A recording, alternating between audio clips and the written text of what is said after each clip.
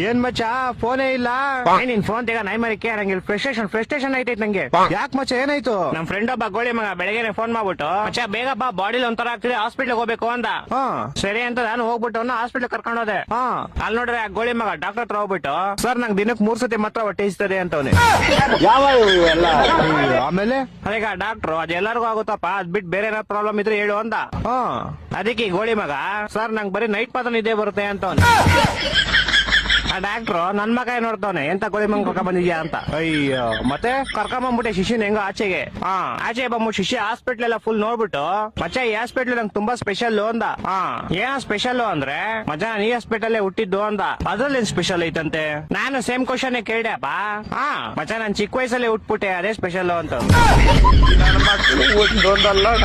ಒಂದೊಂದಲ್ಲ ಅದ್ಬಿಡಪ್ಪ ಹೋಗ್ಲಿ. ಮಚ್ಚ ಹುಟ್ಟಿದ ತಕ್ಷಣ ನಂಗೊಂದ್ ಸೀಕ್ರೆಟ್ ಗೊತ್ತಾಯ್ತು ಅಂದ. ಏನ್ ಸೀಕ್ರೆಟ್ ಅಂದ್ರೆ